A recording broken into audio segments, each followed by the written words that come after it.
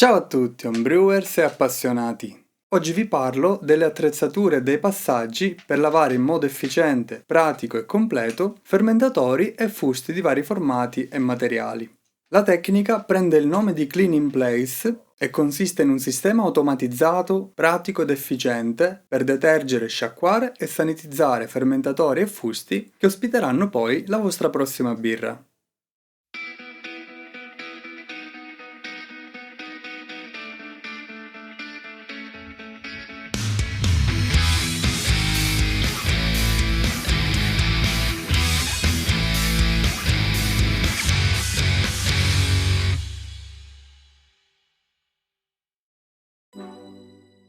Il metodo CIP è quello usato in ambito professionale per detergere e sanitizzare attrezzature grandi o poco accessibili direttamente, come anche tubi e scambiatori.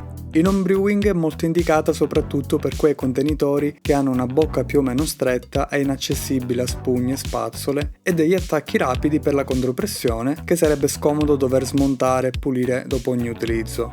Con questo sistema, con poche e semplici attrezzature, riuscirete a detergere e sanificare tutte le tipologie di fusti con pochissima fatica e un sistema abbastanza automatizzato.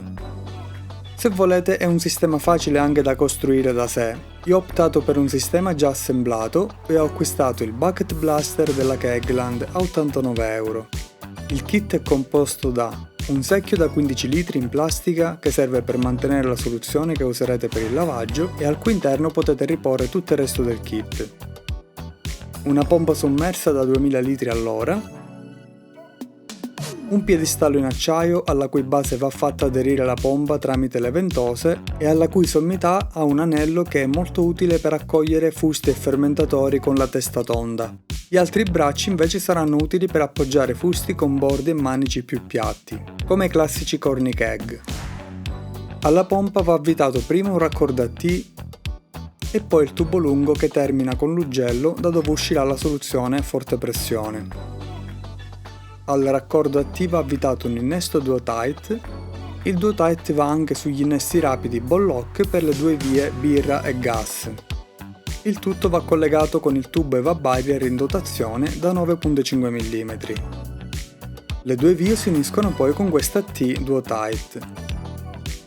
Una volta assemblato il tutto, passiamo al lavaggio. Per il primo lavaggio bisogna usare un buon detergente in grado di sciogliere e neutralizzare residui organici di birra e lievito. C'è una vasta scelta di prodotti, dalla classica soda caustica in polvere, che è molto pericolosa da maneggiare perché è fortemente corrosiva e se maneggiata in modo non adeguato può produrre anche tanto calore. Esiste anche una sua versione già pronta, più pratica e sicura da usare, che è il Removil, che è anche un po' più costoso della normale soda. Altri disponibili in commercio sono il PBV e il ChemiPro Wash. Io ho scelto l'Enzybras perché lo avevo già in casa, è lo stesso che utilizzo per la pentola Only One. È un detergente enzimatico professionale molto indicato per il lavaggio di sale cotte, attrezzature come pentole di mesh, di boil, scambiatori di calore, tutto ciò che viene a contatto con il mosto che è molto zuccherino e appiccicoso. È facile da usare e non corrosivo, non è però tra i più economici.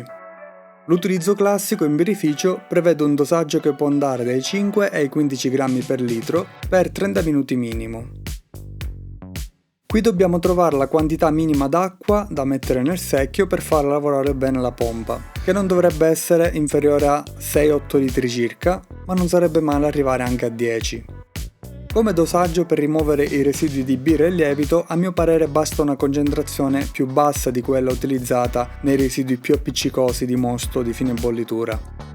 L'acqua in questa fase sarebbe meglio che sia calda, l'Enzybras lavora al meglio infatti tra i 55 e i 60 gradi. Quindi il mio consiglio è di aggiungere possibilmente acqua a 60 gradi, essendo che poi con il tempo scenderà da sola. Come tempo di contatto, per questo scopo penso che bastino anche 10 minuti. Valutate comunque voi se volete spingervi anche a 20.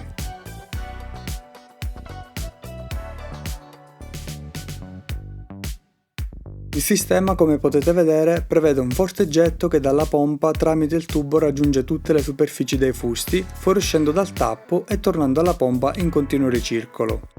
I raccordi a T con gli innesti invece permettono alla soluzione di passare attraverso innesti e tubi delle vie gas e birra, altrimenti poco raggiungibili dal solo getto interno. Però se volete semplificare potete anche smontare completamente gli innesti e far circolare soltanto il tubo grande.